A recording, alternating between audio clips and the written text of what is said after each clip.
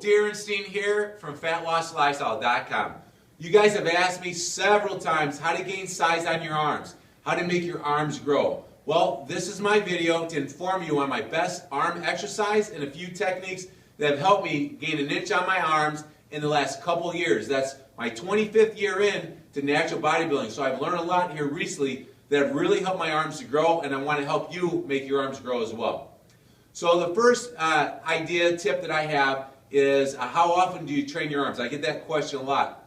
Well, something that I've experimented many different methods on in the past that seems to work real well for me lately is I train my arms completely 1.5 times per week. So what does that mean? Well, what I do is I train my biceps and triceps on the same day once per week. And I annihilate them. I get them to failure with 4 or 5 of my favorite bicep, 4 or 5 of my favorite tricep exercises, 2 to 3 sets going higher in weight, going to absolute failure, progressively going a little bit higher in weight and going a little bit lower in the rep scheme. Getting to failure in the first set around 12 reps, getting to failure in the second set around 10, and then the third set around 8. I like to train my bicep exercise and then my tricep exercise. Then my second set of my first bicep, then my second set of my first tricep. There's something empowering and engorging with the blood when you work a body part on the opposite side that you just worked. It feels amazing. So try that. 1.5 times, what's that mean? I get it very thorough, the arms, 1 workout per week. 3 or 4 days later, I'm going to train the biceps and the triceps about a half of a workout. I'm going to hit 2 or 3 exercises that were different that I'd never hit earlier in the week. I'm going to really work on the squeezing and the feeling versus lifting heavier weights. So it's going to be more of a sculpting, feeling, squeezing technique where I pose and I stretch a little bit more.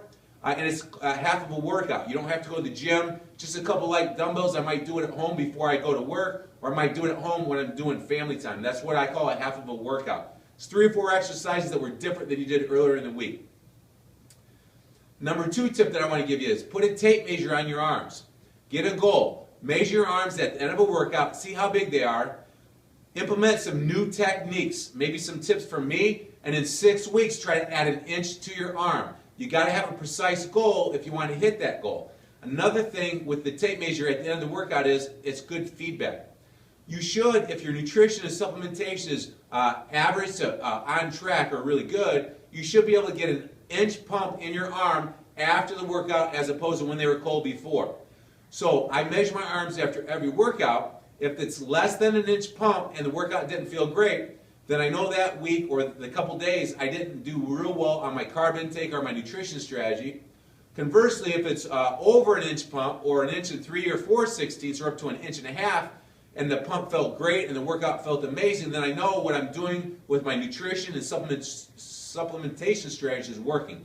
So that's a really good feedback mechanism every week. Tape measuring the arms after the workout to see how much bigger they are. You should be able to fall around 1 inch bigger if you really get a great bicep tricep workout in. Now I want to show you my favorite arm exercise. All right? A lot of people think to gain size on your arms, you got to focus on the bicep. But your tricep is 3, your bicep is 2. Your tricep is a bigger part of your arm. So if you want to have 20-inch arms or 19 or 18-inch arms, you got to really focus on building up those triceps as well. So this first favorite arm exercise I want to show you is the lying tricep extension. I got a medium to light weight, 25 pounds. I got a flat bench. All right, here's one key right here. All right, I want to take my left shoulder blade, the arm that I'm working, up off the bench, and I want to take it high in the air. As I come down, I want to take my elbow up about 1/2 inch towards the ceiling, and that's going to intensify the stretch of my tricep. Halfway up, I drive the pinky dumbbell head up towards the ceiling. Halfway up, I focus more now on opening up that palm so my knuckles go towards the wall, out to the left of me. Elbow up, shoulder blades off the bench.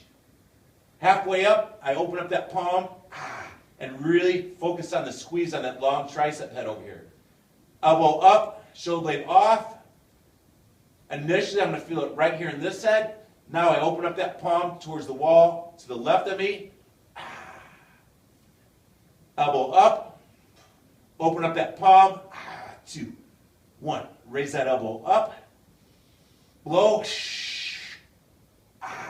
and squeeze. I like to put my opposite hand here to work on helping me sync up that mind-muscle connection. 2 more reps. Elbow up.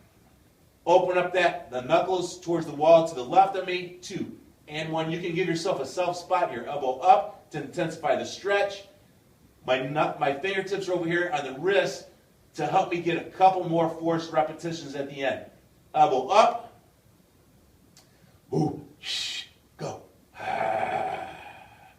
Give me a nice slow negative down, raising that elbow up to intensify the stretch. 3, 2, and 1. Whew.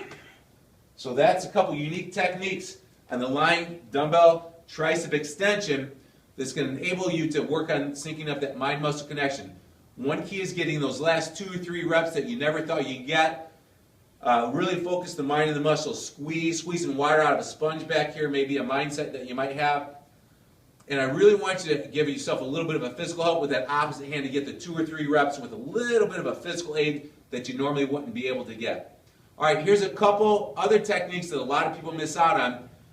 Bodybuilding competitors, physique competitors know that when they pose on stage and they squeeze the muscles, the next day they are so sore. Their muscles are never so sore as when they pose on stage for a contest. So I want you to start focusing on squeezing and posing your triceps. So push your arms stiff, the butt of your palm down towards the floor. Now your pinky and your thumb go clockwise and push your pinky towards 12 o'clock, your thumb towards 6 o'clock. 3, 2, and 1, and relax. Look in the mirror, look at the striations. You're going to be able to feel the squeeze by looking in the mirror better.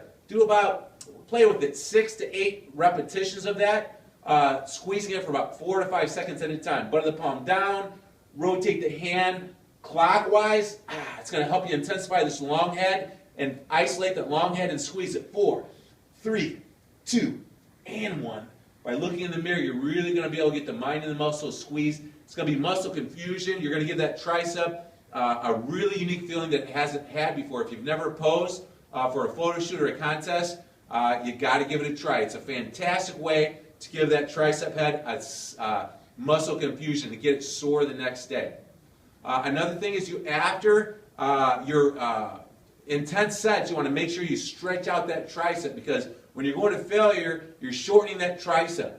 Well, you want to lengthen it back out and get some fresh blood in there, get some lactic acid out. So a pretty easy way to stretch the tricep is put the hand behind your head, bring that elbow behind the head a little bit, big breath in, and exhale, and lean away for about 5 seconds. 4, 3, 2, and 1.